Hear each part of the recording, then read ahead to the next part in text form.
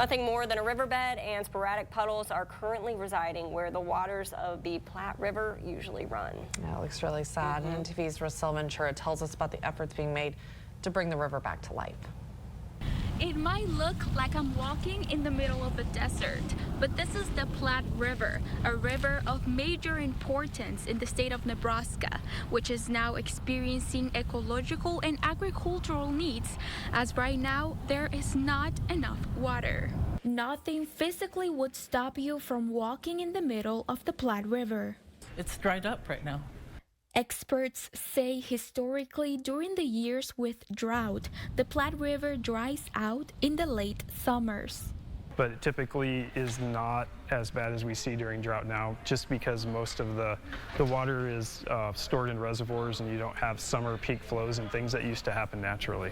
About this state of the river, again taken last week. This week, people knowledgeable about the river's science, policy, and culture are sitting down together at the 2022 Platte River Basin Conference. We need all these different perspectives to come together so we can make sure that we're working towards a future for the Platte River that meets everyone's needs and also can meet the needs of wildlife too. We also wanted to bring in people from the communities that are affected, farmers and ranchers who are all up and down the Platte, as well as tribal members who are have been along the Platte for generations. Native women have traditionally held roles as water protectors. Here, Native voices are being heard regarding the lack of flowing water.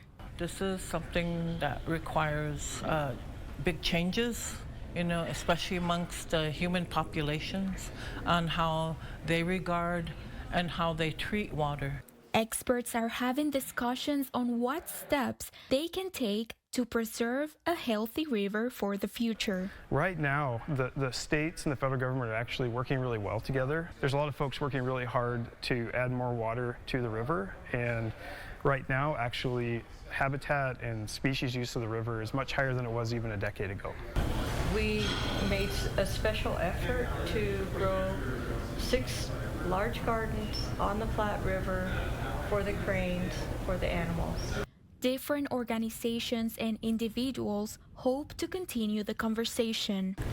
We really need to listen to the river. We need to listen to nature. Reporting in the middle of the dry Platte River, I'm Risell Ventura.